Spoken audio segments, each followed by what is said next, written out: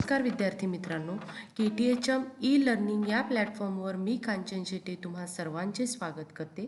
मित्रांनो, या पूर्वीच्या लेक्चरमध्ये आपण विपणन आणि विक्रय कला या विषयातील तिसऱ्या प्रकरणाचा म्हणजेच ग्रामीण विपणन या प्रकरणाचा सविस्तर अभ्यास केला आणि आज आपण आपल्या विषयाच्या शेवटच्या म्हणजे चौथ्या प्रकरणाला सुरुवात करणार आहोत, ते म्हणजे विपणनातील आधुनिक प्रवाह. सुरुवातीला या प्रकरणामध्ये आपण प्रस्तावना बघणार आहोत.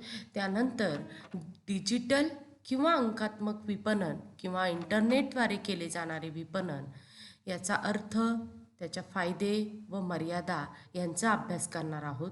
त्यानंतर पारंपरिक विपणन आणि डिजिटल किंवा अंकात्मक विपणन यातील फरक आपण अभ्यासणार आहोत. तसेच हरित विपणन ही संकल्पना समजून घेताना हरित विपणनाचा अर्थ, व्याख्या व हरित विपणनाचे महत्त्व जाणून घेणार आहोत. आणि नंतर कोनडा विपणन म्हणजेच विशिष्ट वर्गासाठी किंवा घटकांसाठी विपणन याचा अर्थ, त्याची उदाहरणे आणि कोनडा विपणनाचे फायदे याचा सविस्तर अभ्यास आपण या प्रकरणामध्ये करणार आहोत. चला तर मग सुरुवातीला प्रकरणाची प्रस्तावना बघूया. विद्यार्थी मित्रांनो, संगणक क्रांती व इंटरनेटच्या प्रसारानंतर इंटरनेट साधने, सामाजिक प्रसारमाध्यमे, इलेक्ट्रॉनिक उपकरणे यांचा वापर करून वस्तू व सेवांची लोकप्रियता वाढविण्यासाठी संधी उद्योग संस्थांना प्राप्त झाली. जवळपास सर्वच व्यवसाय व उद्योग संस्थांच्या संकेतस्थळावर वस्तू व सेवांची आकर्षक चित्ररूप माहिती उपलब्ध आहे. विपणनाच्या या आधुनिक प्रवाहामुळे विपणन प्रक्रियेचा वेळ वाचला आहे, तर खर्चात मोठ्या प्रमाणात कपात झालेली दिसून येते. अलीकडे Facebook, WhatsApp, television, YouTube, blogger, Instagram व ट्विटर यांचा विपणनात सर्रास वापर होताना दिसून येत आहे. या प्रकरणात आपण सर्वच नवीन प्रवाहांची चर्चा ही विस्तृतपणे करणार आहोत. चला तर मग पहिली जी संकल्पना आहे, डिजिटल किंवा अंकात्मक विपणन किंवा इंटरनेटद्वारे केले जाणारे विपणन, याचा नक्की अर्थ काय आहे ते बघण्याचा प्रयत्न करूया. मित्रांनो, डिजिटल विपणनास अंकात्मक विपणन किंवा इंटरनेटद्वारे केले जाणारे विपणन हे असे दोन पर्यायी शब्द वापरले जातात.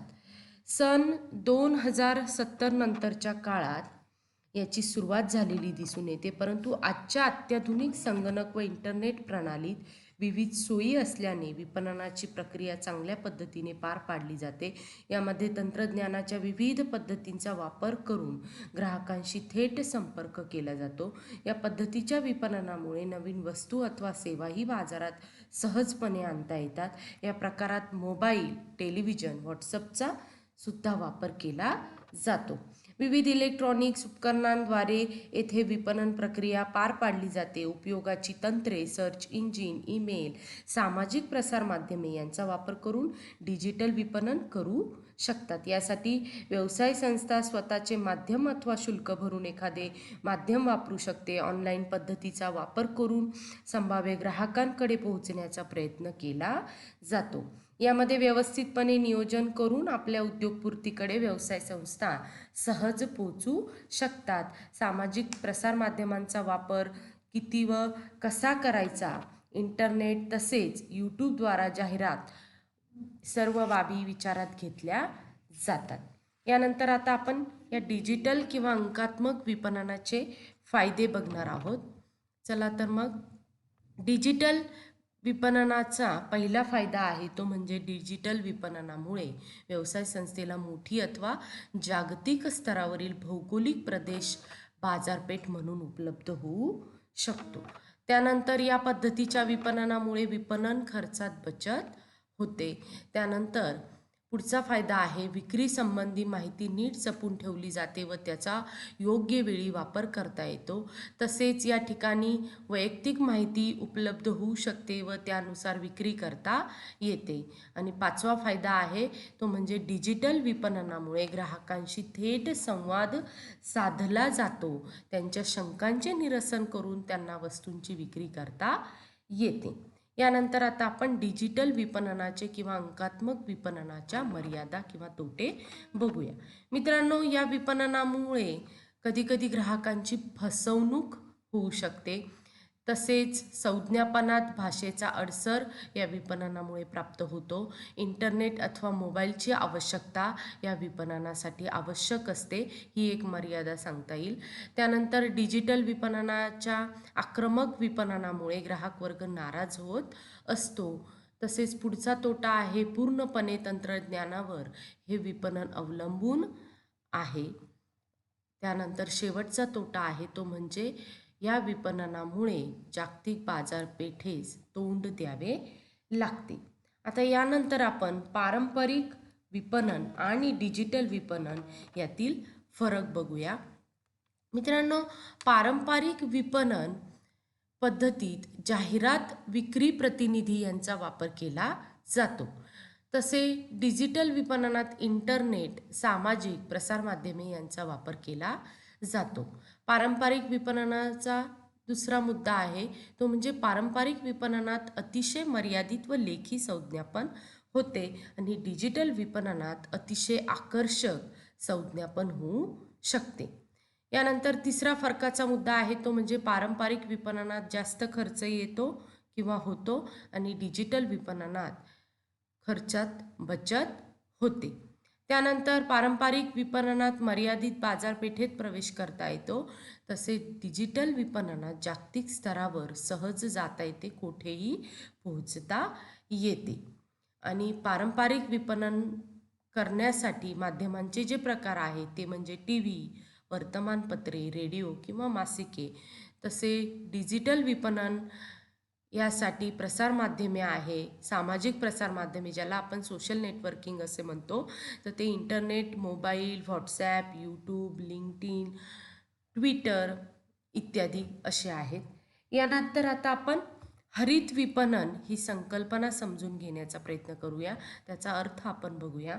मित्रांनो, हरित विपणन हे अशा उत्पादनाचे किंवा वस्तूंचे विपणन असते ज्यामध्ये वस्तू किंवा उत्पादने पर्यावरणाच्या दृष्टीने सुरक्षित असतात. यामध्ये उत्पादनाचे नूतनीकरण, उत्पादनाच्या प्रक्रियेमधील बदल तसेच जाहिरातींचे नूतनीकरण या गोष्टींचा समावेश होतो. या विपणन प्रक्रियेत प्रामुख्याने भर दिला जातो तो म्हणजे पर्यावरण मैत्रीपूर्ण उत्पादनाचे विपणन करण्यापेक्षा पर्यावरणाला कमीत कमी नुकसान करणाऱ्या वस्तूंचे विपणन करणे. त्यानंतर हरित विपणन ही अशी प्रक्रिया आहे की ज्यामध्ये अशा उत्पादन व सेवांची विक्री केली जाते ज्या पर्यावरणाच्या दृष्टीने हितकारक व फायदेशीर आहेत. अशा वस्तू व सेवा या पर्यावरण मैत्रीपूर्ण किंवा पर्यावरणपूरक असतात किंवा त्यांची उत्पादन किंवा बांधणी ही पर्यावरणपूरक असते. हरित विपणन म्हणजे अशा प्रकारचे विपणन की ज्या विपणनामुळे पर्यावरणास कुठलीही बाधा किंवा पर्यावरणात कुठलेही नुकसान पोहोचू नये, अशा पद्धतीने हरित विपणन ही संकल्पना आहे. त्यानंतर याच्या व्याख्या आपण बघूया. हरित विपणनाची अमेरिकन मार्केटिंग असोसिएशन यांनी एक व्याख्या केलेली आहे. त्यांच्या म्हणण्यानुसार हरित विपणन हे अशा वस्तू किंवा सेवांचे विपणन असते की ज्या वस्तू व सेवा पर्यावरणासाठी सुरक्षित असतात. दुसरी व्याख्या आहे ती म्हणजे पियर्सन एज्युकेशन यांची. त्यांच्या म्हणण्यानुसार हरित विपणन म्हणजे व्यवसायाच्या एकात्मक कृती आणि उत्पादने जे पर्यावरणाला मैत्रीपूर्ण असतात आणि त्याच वेळी ग्राहकांच्या गरजांचीही पूर्तता केली जाते. त्यानंतर आता आपण हरित विपणनाचे महत्त्व बघूया. पहिलं महत्त्व आहे ते म्हणजे पर्यावरणपूरक वस्तू व सेवांची निर्मिती आणि विक्रीला प्रोत्साहन. मित्रांनो, आपण अर्थ आणि व्याख्यांमध्येच बघितलं आहे की हरित विपणन हे पर्यावरणपूरक वस्तू व सेवांची निर्मिती आणि विक्रीला प्रोत्साहन देते.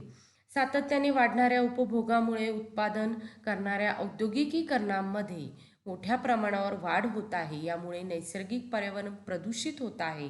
त्यामुळे माणसे, पिके, जंगलातील प्राणी यांना हानी पोहोचत आहे किंवा नुकसान पोहोचत आहे.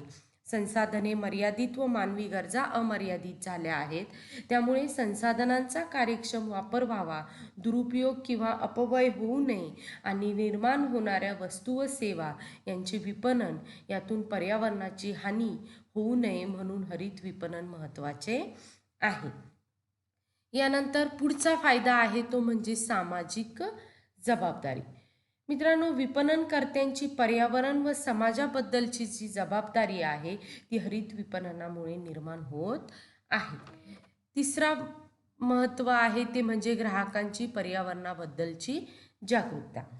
हरित विपणनामुळे पर्यावरणाबद्दल जागरूकता निर्माण होत आहे. पर्यावरण मैत्रीपूर्ण वस्तूंची मागणी वाढल्यामुळे ग्राहक अशाच वस्तू व सेवांचा आग्रह धरतात. त्या दृष्टीने हरित विपणन महत्त्वाची भूमिका करीत आहे. यानंतर चौथं महत्त्व आहे ते म्हणजे संपूर्ण विपणन प्रक्रिया मैत्रीपूर्ण.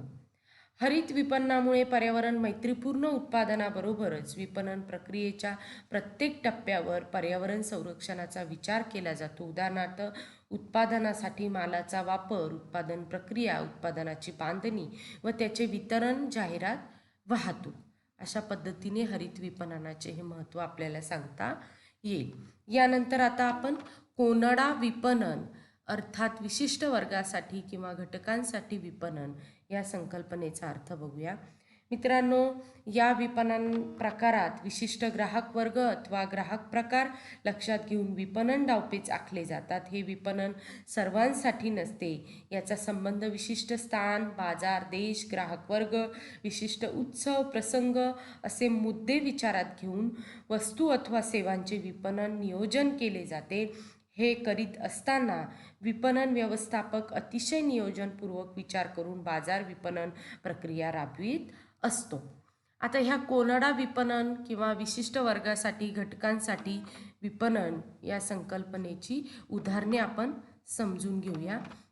यामध्ये पहिलं उदाहरण दिलेलं आहे ते म्हणजे जी प्रसारमाध्यमे विशिष्ट बातम्यांच्या माहितीचा प्रसार करतात ती या प्रकारात मोडतात. उदाहरणार्थ स्टार स्पोर्ट्स. दुसरं उदाहरण आहे ते म्हणजे काही वेळा फक्त अल्प मुदतीसाठी विशिष्ट अर्थसहाय्य देणाऱ्या योजना तयार होतात. बऱ्याच वेळा लहान वयोगट लक्षात घेऊन सेवा अथवा वस्तूंचे विपणन डावपेच आखले जातात. यामुळे विशिष्ट बाजार ग्राहक वर्ग याची गरज पूर्ण होऊ शकते. त्यानंतर तिसरं उदाहरण आहे प्रिंटिंग मशीनबाबत उदाहरण. हे सुद्धा आपल्याला लक्षात घेता येईल. काही मशीन्स फक्त मोठ्या व्यवसाय समुदायासाठी असतात तर काही फक्त लहान कार्यालयासाठी अथवा घरात वापरण्यासाठी असतात. त्यानंतर पर्यटन क्षेत्रात क्लब महिंद्राचे विपणन हा त्यातील एक प्रकार आहे.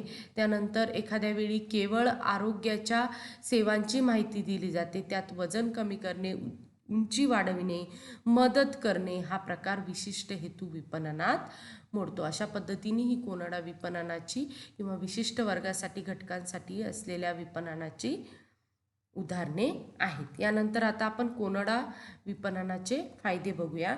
पहिला फायदा आहे या विपणनाचा तो म्हणजे विशिष्ट ग्राहक वर्ग यामध्ये आकर्षित होतो.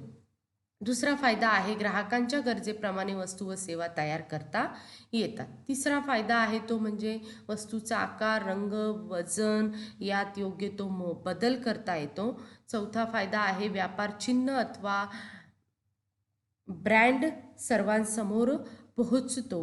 आणि पाचवा फायदा आहे तो म्हणजे वस्तू अथवा सेवांच्या विक्रीत वाढ होते. इथे ब्रँड असा शब्द आहे.